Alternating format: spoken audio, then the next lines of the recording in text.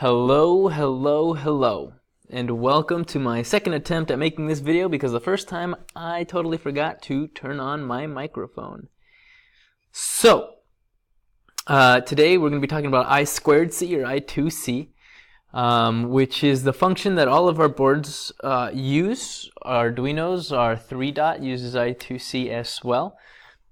And really what it does is it gives us the ability to manipulate and control a bunch of different peripherals with just two wire communication. And when I say a bunch, I mean the two wires can control up to 112 devices using 7-bit addressing. And so it's a lot of peripherals. And so how does it work? In short, each device that you connect to your Arduino has its own 7-bit address. When the Arduino wants to communicate with it, it'll send that 7-bit address out and begin communicating with it.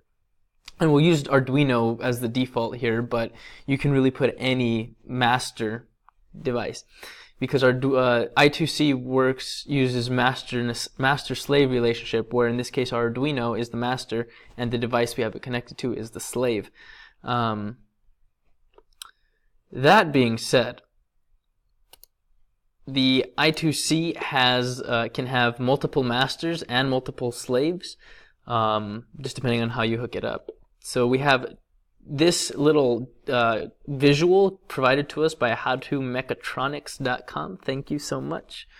I found this picture on Google, but it does a good job. So the two-wire communication system need to have pull-up resistors, because most of these devices are active low. And how it works is the two wires are the serial clock line and the serial data line.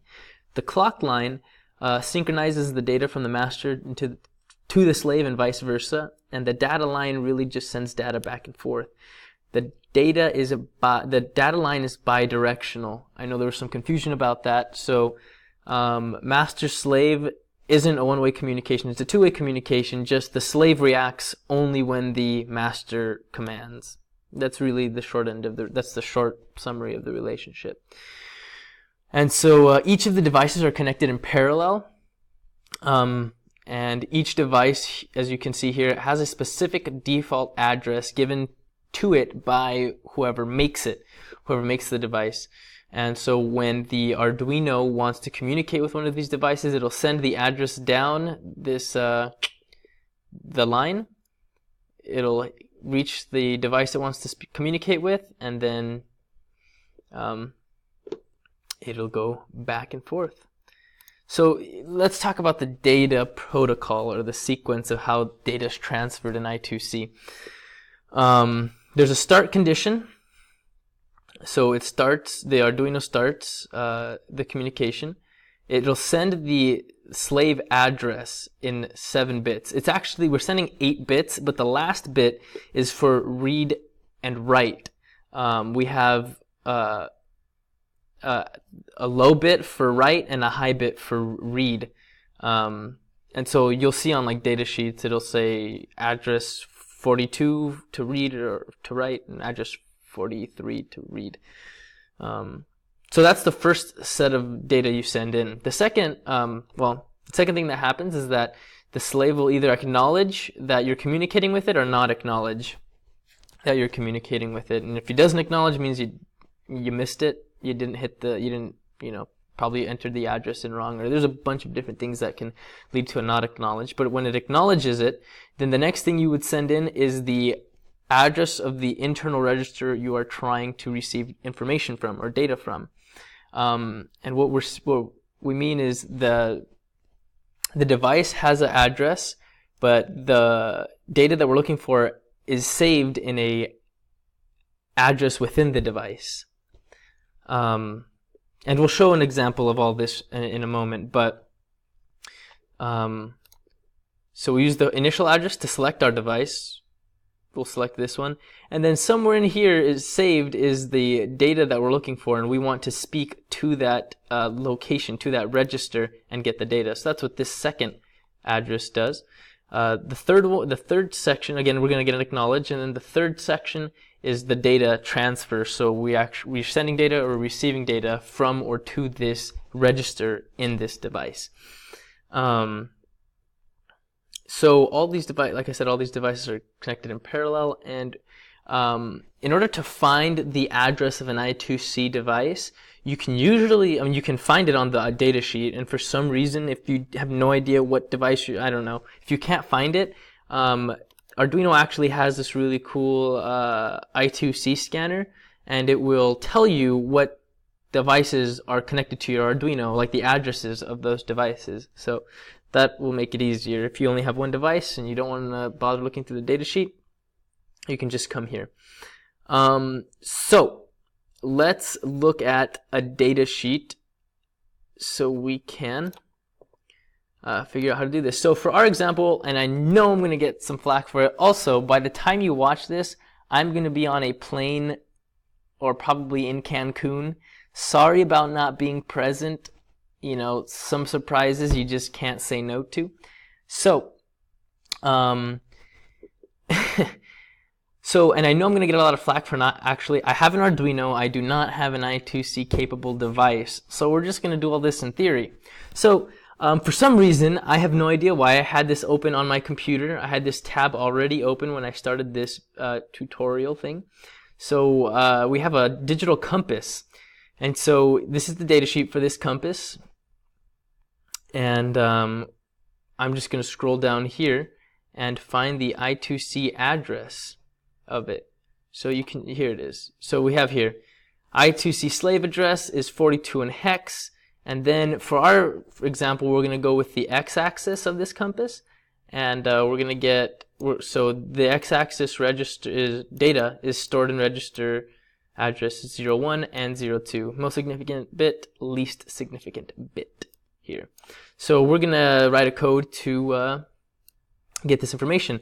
Now, I'm actually proud of myself. I mean, obviously I can't test it because I don't actually have the piece, but I did write this code myself, so I'm pretty impressed by it, not being an avid Arduino user. So let's explain some of this. I know we've gone over some of this before, but we're going to go over it again just to clear up any confusion. So the hashtag include wire.h is to include the wire library in the Arduino sketch, which is what we need for I2c communication. We're going to load the variable with the address location of the device that we're going to use. So we just saw it's 42 in hexadecimal, and then we're going to load the the values of the x-axis, high and low, into their variables using the addresses from the datasheet. So 1 and 2. Some variables to hold our values when they come out. Oh, I don't want to move that. Okay. So let's see. Wire.begin. Wire.begin begins the communication.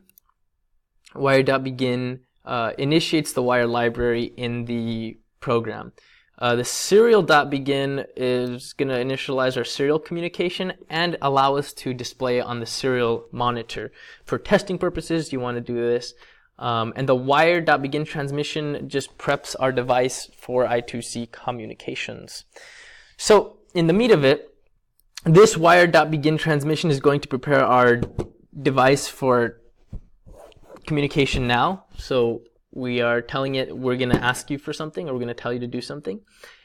Here in our wire.x-axis, we're telling it we want to know what's stored in this memory location in this register, and we want to know what's stored in this memory location. Wire.write asks for data from the registers. So wire.end transmission basically tells the slave that we are done, and we're done with those commands.